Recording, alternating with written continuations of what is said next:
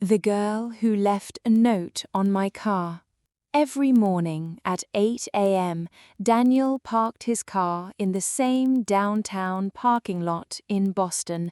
He worked in a small architecture firm nearby. His life was simple: work, coffee, home.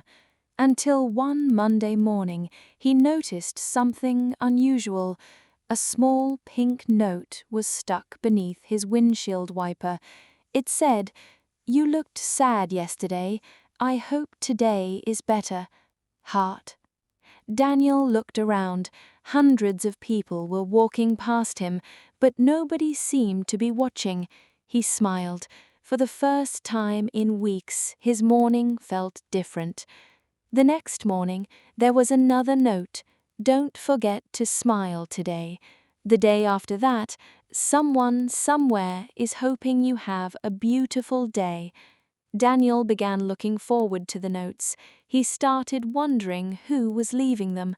One Friday, he wrote a reply: "Who are you?" The next morning, a new note appeared: "Someone who notices you."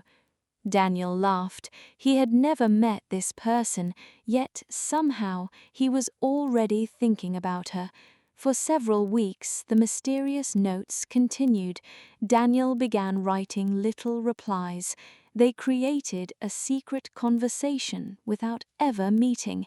One morning, Daniel wrote, "What does your voice sound like?" The next day, "Maybe you'll hear it someday." He smiled. Then came the note that changed everything. "Tomorrow, 8 a.m., I'll be waiting near the coffee shop across the street." Daniel barely slept that night. The next morning, he arrived early. 8. Nobody. 8:05. Still nobody. 8:15. He was about to leave when a young woman approached him. She was wearing a cream-colored coat and holding a pink notebook. She looked nervous. "Daniel?" He nodded. "Are you the girl from the notes?" She smiled. "I am."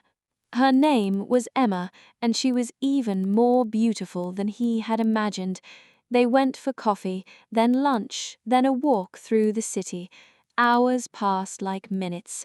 Daniel discovered that Emma loved old bookstores, rainy afternoons, and handwritten letters.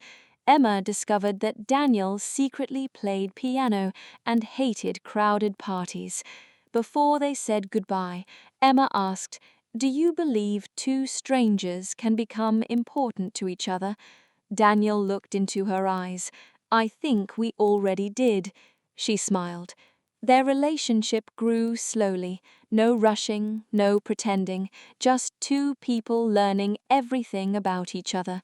Daniel began leaving flowers on Emma's desk. Emma began leaving little notes inside his books. One note said, "I don't know when I fell in love with you." Another said, "But I know I never want to fall out of it." Daniel kept every note. Then one evening, Emma received a job offer in California. It was her dream job, but accepting it meant leaving Boston, leaving Daniel. She was afraid. "I don't want distance to change us." Daniel held her hand. "Then let's not let it. What if it becomes too difficult? Then we'll make it easier together." Emma looked at him through tears. "You'd really wait for me?" Daniel smiled. "I waited weeks just to discover who was leaving notes on my car." He gently touched her face. "I can wait a little longer." The next morning, Emma left. Before getting into the taxi, she gave Daniel one final pink note. He didn't open it until she was gone. It said, "Don't look for me in every crowd. I'll come back to the place where you first found me." Months passed. Daniel continued working, but every morning at 8 o'clock he still looked at his windshield. No notes, until one rainy morning, there it was, a pink note. His hands began to shake. He opened it. "Did you miss me?" Daniel looked up. Emma was standing across the parking lot. She was holding a suitcase and smiling. He ran toward her. They hugged tightly beneath the rain. "I thought you were staying in California," Emma whispered. "I thought so too. Then why did you come back?" She looked into his eyes. "Because I finally realized something." "What?" "Home isn't where your job is." She smiled through her tears. "Home is where the person you love is waiting." Daniel kissed her forehead. Then he whispered, "Welcome home." Emma smiled. "I'm not leaving again." Years later, Daniel still had every pink note Emma had ever written. They were kept inside a small wooden box beside their wedding photographs.